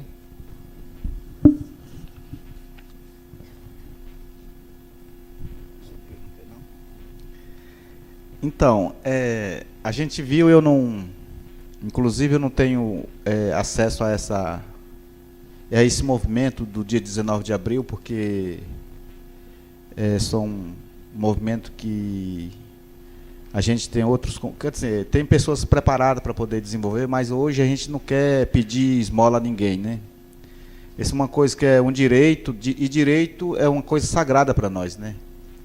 Então, assim, não é uma coisa assim de gente dizer, a gente não quer ser tratado mais assim como inferior, ou como uma pessoa que não é civilizado, né? Como, assim, a gente somos pessoas que queremos ajudar a construir esse Brasil, e os direitos, eles estão aí para a gente poder lutar.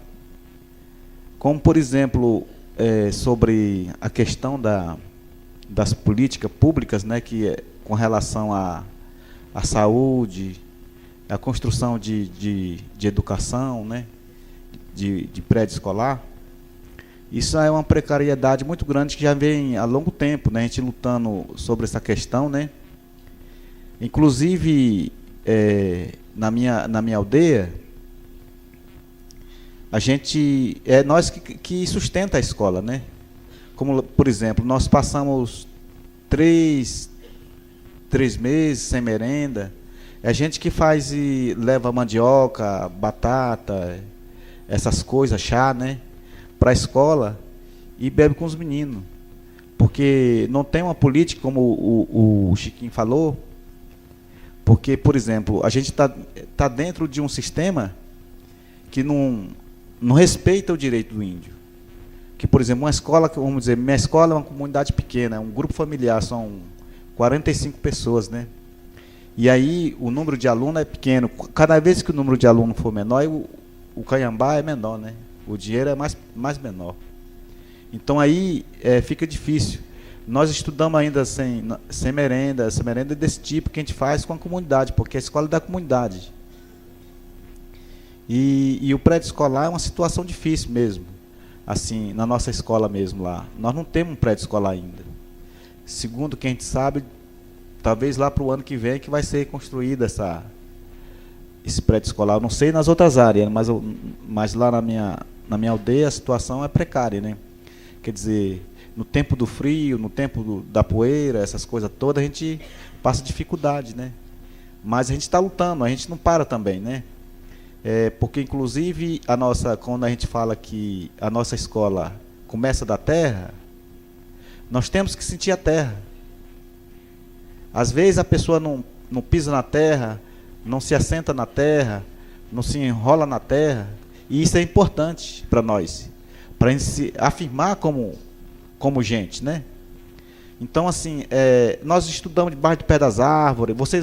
Se vocês olhar lá fora, vocês vão ver. Nossas crianças estudando em cima de geral de bambu, mesa de bambu, no terreiro, né? Quer dizer que é assim que a gente estuda, né? A escola, ela está em qualquer lugar. Ela está num roçado, ela está num ritual no terreiro, ela está numa fogueira durante a noite, ela está numa caminhada na mata, ela está num banho no rio, ela está em todo canto da aldeia, né? Então, por isso que prédio, ele tem que ser um prédio construído de acordo com as características da cultura de cada povo, né? E enquanto não for isso, às vezes, eles já construíram aqui esse tipo de casa, como o jovem aí falou, desse modelo de casinha que, né? A gente quer quebrar isso, né? Porque às vezes a pessoa também sente que a gente mora numa casa de alvenaria e já deixou de ser índio, já perdeu os valores, já perdeu a cultura. Não, hein? A nossa cultura, ela está dentro do nosso espírito, né? Então, quer dizer, não é porque a gente domina, como o Itamar falou, essa tecnologia, essa coisa, a gente quer ter esse diálogo mesmo, quer estar de igual para igual, para a gente ser gente, igualmente vocês, igualmente nós, né? Então, nós temos que fazer esse diálogo, né? Então, acho que é por aí que a gente está buscando esse respeito, né? Que a gente não... nós queremos estudar, nós queremos conhecer, nós queremos dialogar, né? E isso é apenas o começo, né? Daqui para frente a gente não vai mais ir... Que às vezes o povo fala assim, o índio vai daqui a uns 10 anos, 20 anos, 30 anos, não vai existir mais índio. Que nada, o índio cada vez agora que está fortalecido. O índio, ele descobriu estratégia de vida, né? Para viver, para enfrentar essa coisa aí, né? Então, agora que o índio se fortaleceu, através dessa educação que a gente está nesse caminho de luta. Apesar de ter dificuldade, mas a gente vai abrindo esse caminho aí, na marra, né? Porque nada não vem assim assim de mão beijada, não. Tem que lutar mesmo, né? E a gente já está acostumado, porque tem 500 anos de luta que nós estamos lutando aí, né?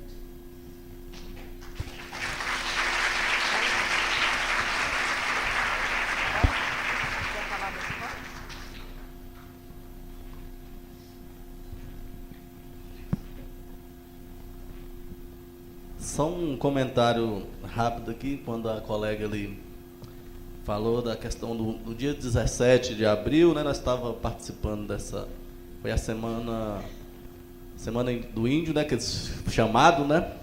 Mas na verdade então assim, a gente hoje pensar na realidade do espaço físico mesmo de escola, então assim, nós tem há anos aí, há mais de 13 anos aí que nós estamos cobrando, né, das autoridades, do governo, da secretaria, né, a construção de escola, porque a nossa escola, para iniciar uma sala de aula, uma escola, uma educação ali, nós começamos debaixo dos pés de piqui, debaixo de palha, né, assim, a escola até hoje, as escolas funcionam assim.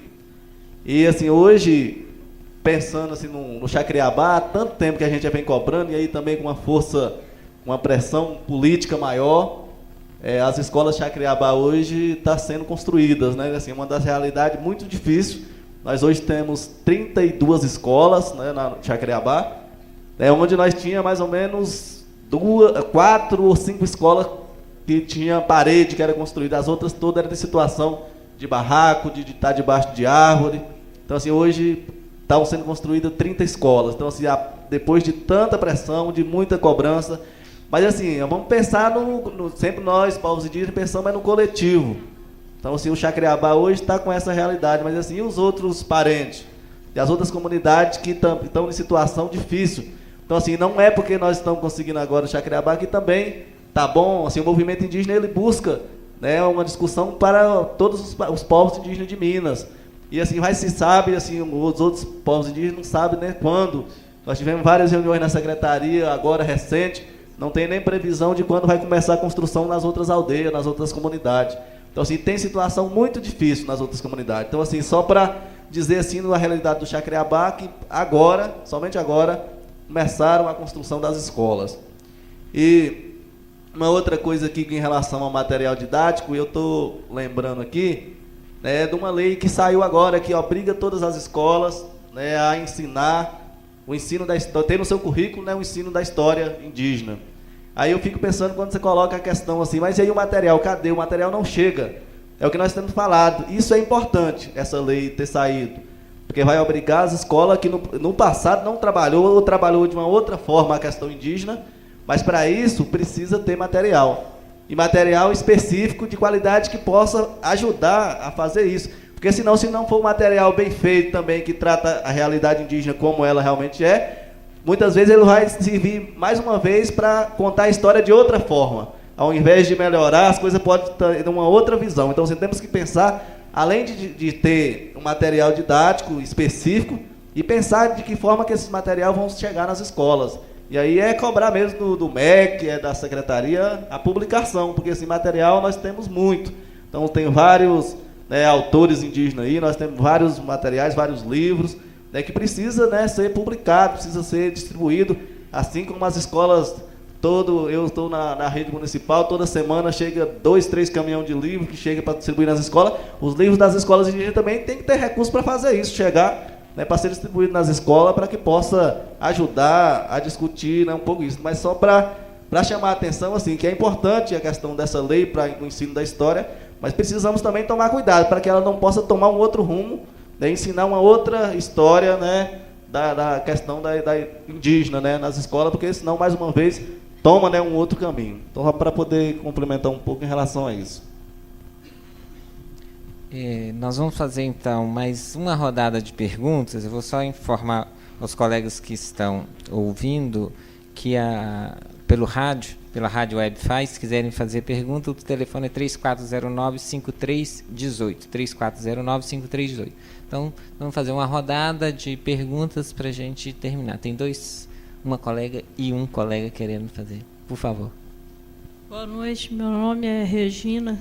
Eu estudo na licenciatura na Faculdade de Música e fiquei profundamente emocionada quando eu li no banner ali que está no pé da cantina a aula como experiência de vida desse livro Pataxó, que ainda está em boneca, mas que eu estou ansiosíssima para que ele se transforme no material o mais rápido possível para a gente ter acesso.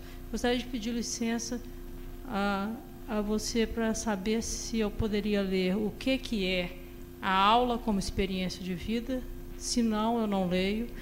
E tenho uma pergunta para fazer especificamente para você, Canati, para saber o que vem a ser a diferença de alguém e de gente, quando você falou que tem alguém e tem gente.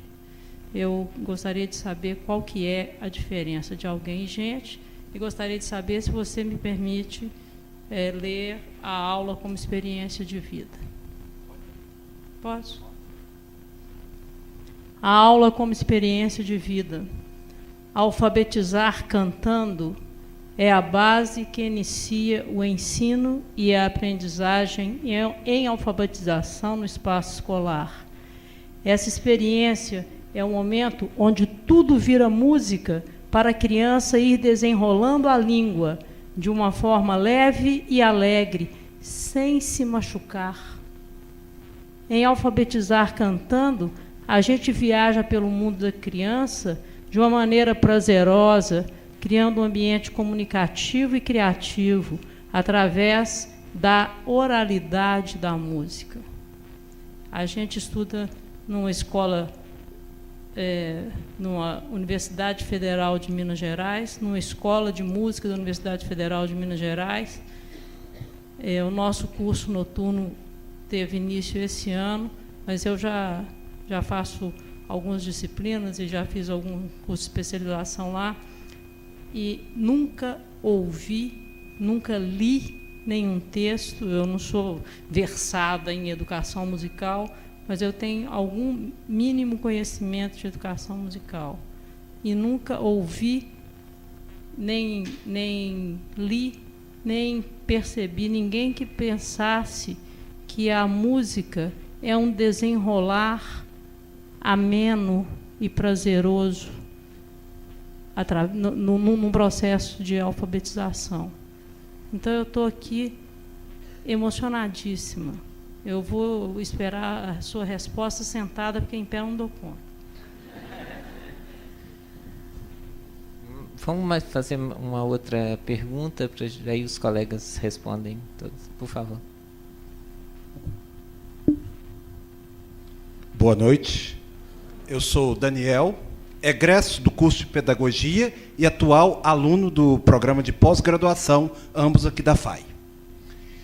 Eu residi entre os anos de 96 e 99, eu residi em Itacarambi e transitava pelos municípios de Itacarambi, São João das Missões, o povoado de Traíras, né, Manga, e tive até uma experiência de queda de cavalo lá no Brejo Mata-Fome, de maneira que conheço o local onde vivem os Chacreabás, em Minas Gerais.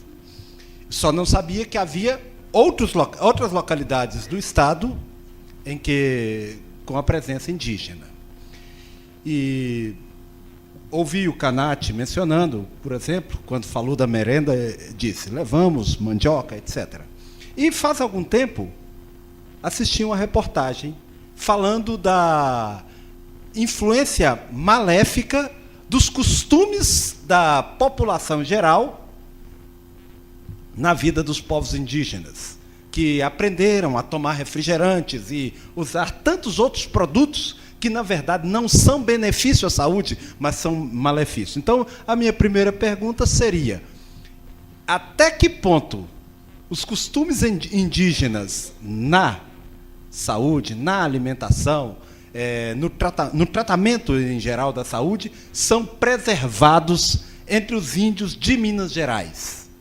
E a segunda pergunta é, como é estruturada a educação escolar indígena em termos de conteúdos? Porque a educação em geral, há uma discussão muito grande. Ainda somos muito presos a conteúdo, apesar de tanto se falar em interdisciplinaridade e outros conceitos correlatos. Então, como está sendo essa estrutura na educação escolar indígena, tanto no Brasil, quanto especificamente em Minas Gerais? Eu queria também fazer uma pergunta. Ela me foi sugerida muito pela fala do Francisco. Enfim, que imagino que, como secretário de Educação, você lida tanto com as escolas indígenas quanto com as escolas não indígenas, por assim dizer. E a minha pergunta, que foi inspirada nisso, mas eu acho que, se os outros colegas quiserem comentar, é em que medida e como a escola indígena está ajudando a escola não indígena a se repensar? Como, no caso da experiência de vocês, isso tem acontecido? Como tem acontecido e como que vocês pensam essa questão?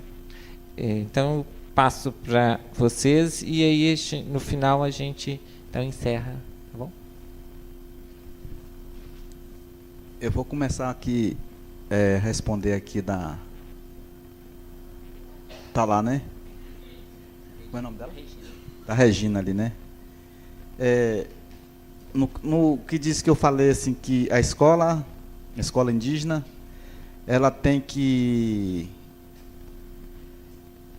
preparar, né? Ela tem que formar a criança pataxó, o jovem pataxó, a ser gente e a ser alguém. Porque na aldeia, todo alguém é alguém. Por exemplo, eu digo assim que alguém é aquela pessoa que tem respeito, que reconhece o outro como gente. Então esse alguém, ao me reconhecer eu como gente, eu sou gente perante ele, né? Como, por exemplo, se eu chego, se nós levamos uma panela de mandioca para a escola, quanto tiver, nós vamos ter que dividir aquela mandioca ali. Todo mundo vai comer um pedacinho, né? Todo mundo vai comer daquela mandioca ali. Aqui na cidade, ninguém sabe quem é quem, né? E ninguém é alguém. Porque, por exemplo, a gente anda aí na rua, a gente vê muitas crianças dormindo em rua. Esse alguém não é alguém, ele está perdido, né? Na aldeia não existe menino de rua. Na aldeia todo mundo é alguém, todo mundo conhece o outro, né? Então, assim, dentro dessa coisa política, né? A gente vê esse outro lado aí da sociedade do lado de cá. Então, assim, também a escola ela tem que ensinar a ser gente, ensinar a ser alguém, porque nós, para ser gente, para ser Pataxó, nós temos que fazer parte da água. A água para nós é gente. Então nós temos que preparar culturalmente a formação dessa pessoa para ele ser gente específico, né? Que tenha a sua própria cultura, que ele possa buscar o conhecimento, possa buscar a cultura, possa buscar esses conhecimentos tradicionais, sendo gente com diálogo com as plantas, com a água, com a lua, com o sol, com os animais, né? Então, ele ter essa relação de parente com a planta, por exemplo.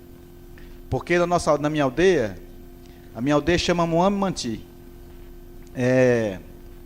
Moame Manti, os nomes, por exemplo, eles vêm pelo sonho. Então, assim, a gente, para batizar uma terra, um lugar para morar, quando a gente vai formar uma aldeia, mudar de lugar, a gente tem que batizar a terra. Então, aí, o nome vem pelo sonho. E aí, o nome pode estar vinculado a uma planta, a um animal, a uma coisa vegetal, a qualquer coisa assim, né? Então, assim, lá na minha aldeia, o nome da aldeia é Moame Manti, que é moita de uma planta, chama de Kush, que é uma árvore que tem lá. Então, assim, nós somos parentes dela. Para nós, essa planta, ela é ser humano, ela é gente. É o nosso parente, ela faz parte da minha família, né? Porque uma planta, quando ela cura a gente, que a gente tira a seiva dela, a seiva dela vai fazer parte do nosso sangue. Então, ela se torna o nosso parente, né? Ela se torna gente do nosso povo, né? Então, a gente tem que, através dessa mitologia aí, né? Dessa cultura tradicional dos nossos velhos, que a gente busca transmitir, né? Preparar esses jovens para eles ser gente, né? Dentro dessa relação aí afetiva com esses três mundos aí, né? Das plantas, dos animais, do vegetal, animal, mineral, né? Eu não sei se eu respondi, né? A outra é sobre a saúde, né? Saúde para a gente, ela começa a partir desse pensamento de viagem, né? Viagem de equilíbrio, porque para a gente se viver bem, a gente tem que estar em contato com a terra, como eu falei antes, né? Então a terra para nós é ela que dá a nossa saúde para nós. A saúde ela vem através do sol, através do caminho das águas, que é o grande caminho de estrela também que tem no céu, né? Para isso a gente tem que cantar, né? Cada povo tem o seu jeito de buscar a saúde, né? Mas a saúde ela vem através desse caminho, né? Desse caminho do caminho das águas, né? Que a gente faz, que a gente busca essa ligação com o nosso Deus, né? Essa ligação com nossa crença, né? Então aí tem ritual de você fazer para poder buscar a saúde, né? Tem planta que você bebe, que tem uma bebidinha, que tem vários tipos de planta, que a gente faz para a gente poder alimentar o nosso espírito, né? Recuperar a saúde. Por exemplo, a gente quando passa um mês, eu mesmo, quando passo um mês aqui, eu tenho que sempre tomar essa bebidinha aqui, para poder não ficar doido como o povo daqui, né? Então, assim,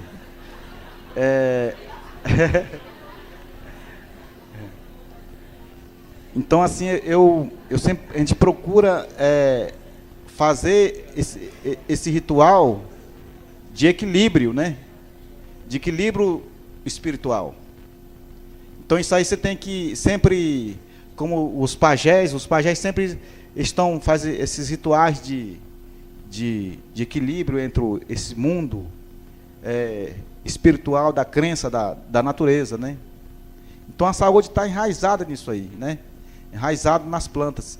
E para você fazer isso, fazer um remédio das plantas, você tem que pedir licença dela, né? Você tem que conversar com ela.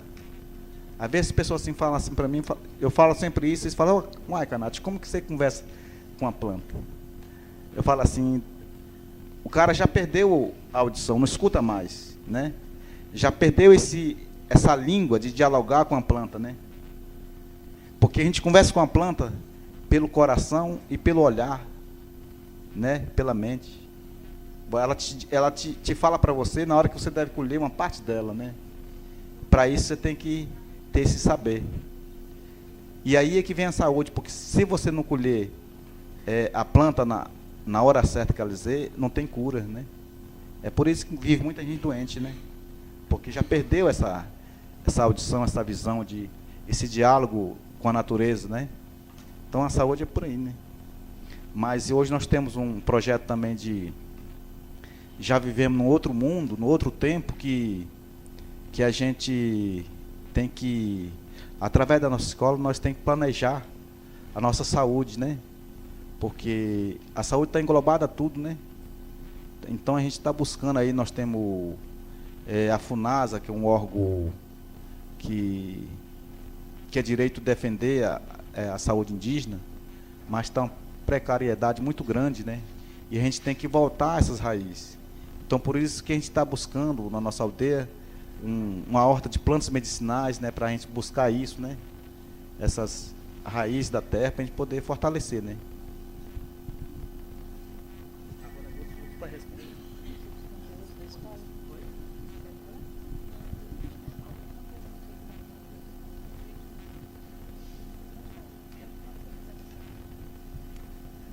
Eu queria responder um pouco a pergunta que foi do Luciano, né? Quando ele fala assim, como que a gente está construindo, né? Essa ponte do índico, não índico, como está sendo divulgada essa questão. Então eu queria falar um pouco sobre isso, e isso é muito importante, tá? Principalmente para nós índios. Hoje mesmo a gente tem vivido situações muito difíceis, né? Que o branco, às vezes eles não vê com outros olhos, até porque não conhece, né, o índio. Então hoje a gente está criando intercâmbio, né, com as escolas municipais, né, com universidades. A gente tem convidado pessoas para ir à nossa aldeia, né, participar da nossa festa, participar um pouco do diálogo indígena, né, uma espécie de seminário. Então, dentro desses encontros que a gente promove, tanto um grupo indígena vem para as grandes cidades para estar apresentando nas escolas, nas universidades, e dentro desses encontros a gente tem passado o recado, a gente tem, né, criado um diálogo, uma ponte. Igualmente está acontecendo aqui, eu acredito que aqui deve ter no mínimo umas 200 pessoas, que com certeza vai levar, né, uma outra ideia do ponto de vista do índio, né? Então, eu acredito que essas informações que vocês estão tendo, vocês vão estar falando para um amigo, para um tio, para um padrinho, para um irmão, né? Então, isso é importante, que vocês estão levando um pouco, né, da questão indígena para outras pessoas que não conhecem, que desconhecem, e passa a procurar valorizar e até mesmo procurar informações, né, sobre o índio. Então, a gente tem esses contatos, a gente tem buscado esses diálogos, né, nas festas, nas aldeias, a gente convida, né. Na aldeia minha mesmo acontece uma festa que a gente tem convidado várias pessoas do Rio, São Paulo, daqui de Belo Horizonte, da região, né, e grandes partes de pessoas que vão, né, são pessoas, né, que acreditam e nos ajudam, né, nesse movimento indígena, né. A gente tem convidado muitas pessoas de universidades, até para ter esse ponto de vista, né, crítico, né, que pode até nos ajudar, né, uma crítica construtiva, vamos dizer assim. E hoje é muito importante que esse diálogo seja feito com os índios e não pesquisando as bibliotecas, né? Porque as bibliotecas hoje ela tem informações ultrapassadas, tem aquelas informações românticas, vamos dizer assim, que não condiz com a nossa realidade de hoje que vivemos.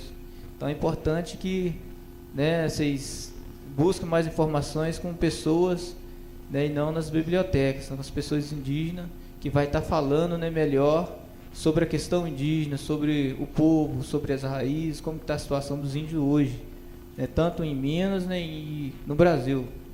E hoje a gente tem construído essa ponte, a gente tem contatos aqui com a universidade, a gente tem participado, né, Ana, de palestras aqui, e a gente tem ido em escola para a gente estar tendo, né, essa troca de informação.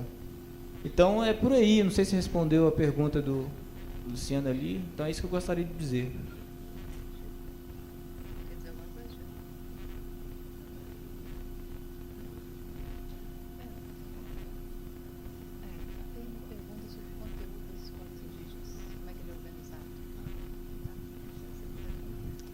Então, assim, só quando Itamar fala, assim, hoje tem falado assim, no Brasil hoje se criou uma cultura de falar assim, quer saber sobre os povos indígenas, não pergunta para os índios, pergunta para os antropólogos, né? Então, assim, como se parece que é eles que conhecem, que é eles que realmente vai saber. Então, assim, nós temos que mudar isso, acho que é isso que Itamar está falando aqui. Então, só tentando responder um pouquinho aqui da pergunta que o conterrâneo lá da minha cidade, né? Você tem algum parente lá no Itacarambi? Você vê, você tem alguns lá que parece que umas famílias lá que parecem um pouco com você, parece que então assim, é só para um pouco nessa questão dos conteúdos, nós tem assim, hoje quando nós falamos a questão da conferência, ela hoje também está se pautada também nessa linha, né, de poder discutir isso, igual aquilo que a gente colocou. Nós hoje não temos a liberdade de organizar o que, por exemplo, o que nós vamos trabalhar nas escolas. Igual aquilo que nós falamos, vivemos dentro de um sistema que praticamente somos obrigados a aceitar uma proposta pedagógica, um projeto, né, que o Estado, que eles têm como proposta. Assim, só um exemplo, claro, assim, hoje em específico do Chacreabá, quando você faz hoje no Chacreabá, eu lembro quando nós discutimos o ensino médio, né? Isso, o Chacreabá hoje já tem uma escola até o ensino médio. Então, assim, nós falamos assim, o ensino médio, quando nós discutimos uma proposta com a secretaria, o que eles colocavam? Assim, ó, você tem que seguir 60%, que é a base nacional comum. Então, assim, os outros 40% que sobrava, que disse que era para trabalhar a questão específica. Então, assim, qual que para nós é mais importante nesse momento? É a questão específica. E olha o quanto que ficou apenas para que nós pudesse, né, trabalhar a questão da história, de buscar a questão da cultura. Essa questão dentro da escola. Então, assim, e o que nós fizemos em relação a isso? Não podemos fazer nada. Simplesmente, o que eles viravam e falavam para a gente? É a lei, não tem nenhuma lei que segura isso, então, assim, é a lei do Estado. Então, a lei das escolas, e vocês estão dentro do sistema do Estado, portanto, vocês têm que seguir essa lei. Então, assim, baseando um pouco nisso, assim, a gente não tem essa liberdade de pensar, né, os conteúdos que são trabalhados nas escolas indígenas. Praticamente vivemos engessados dentro desses sistemas aí, que é onde eu falei, não, tudo que se é diferente, quase que não pode se fazer. Então, assim, acho que é um pouco nesse sentido que, assim, a gente tem buscado e trazer isso para a conferência, para poder estabelecer, né, esses critérios de currículo, de toda essa questão para trabalhar esses conteúdos específicos e que tenha, né, uma lei que permita, que garanta que as escolas indígenas façam isso realmente, né, dentro das escolas, para poder saber o que a comunidade quer trabalhar de diferente e não com essa imposição que se coloca, né, sobre a gente. E aí, assim, só para falar o que o Luciano colocou, como a experiência na Secretaria Municipal, você perguntou o que a escola, né, não indígena está contribuindo para a escola indígena, e assim, um exemplo claro, eu vivo situação difícil no município, porque, apesar que eu estou lá no município, assim, as escolas que eu comando não é escola indígena, as escolas são todas escolas municipais, porque as escolas indígenas são todas da rede estadual. E o primeiro desafio que nós enfrentamos foi essa questão da aceitação, de aceitar que um índio poderia comandar uma secretaria, estar à frente de uma secretaria municipal, de um professor indígena ser o prefeito municipal, né? Então, assim, dos secretários, do secretário da saúde, os secretários lá da prefeitura, das secretarias mais importantes do município, estava na mão dos índios. Então, assim, foi um desafio grande. Então, assim, eu posso dizer que nós estamos tentando, dentro do município, fazer com que essa ideia, né, essa visão que tem em relação ao Chacriabá, né, a gente possa agora conseguir, né, que não é nada fácil, não está sendo nada fácil, porque até hoje tem muitos que não aceitam, por mais assim a gente acerta algumas coisas que para eles, assim, alguns já estão reconhecendo, mas muitos ainda continuam nesse sentido de não reconhecer, talvez por ignorância ou talvez ainda porque não se tocou ainda que a gente também vive uma outra realidade, capaz também de administrar um município, de poder trabalhar, né, uma questão de educação e também de administrar o município, né, de forma geral. E nós estamos trazendo a escola, principalmente da cidade, que é a maior escola lá dentro da cidade, tinha uma visão muito ruim sobre o Chacriabá. Então, assim, a gente hoje começa a trazer isso para a escola, porque os nossos alunos, antigamente, quando não tinha ensino médio, estudou também nessa escola. Né? Quando o ensino médio não tinha no Chacriabá, estudaram nessa escola, mas mesmo assim, esses alunos, né, eram discriminados dentro dessa escola. Então, hoje nós estamos podendo, assim, inclusive era discriminado não só por ser Chacriabá, mas assim, por ele vir de uma escola indígena, por se pensar que era trabalhado o professor indígena que ensinou ele, que ele não tinha capacidade de concorrer, ele era menos esperto, menos sabido do que o aluno que estava ali, né, trabalhado pela escola. E hoje nós estamos mostrando ao contrário. Os nossos alunos hoje estão saindo na frente do que os alunos do município. Estão vindo para a UFMG, fazendo vestibular e estão passando. E os alunos da nós fizemos uma combinação esse tempo aqui quando teve o vestibular para o curso indígena e da educação do campo. Só Chacriabá passaram 13, né, Ana?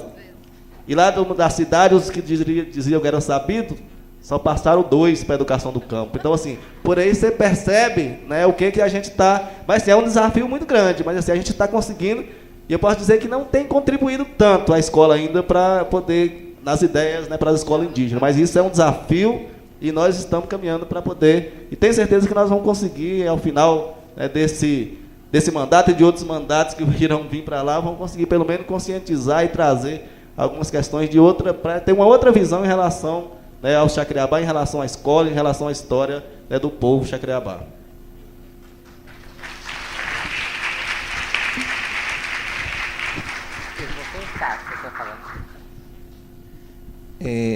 O mês...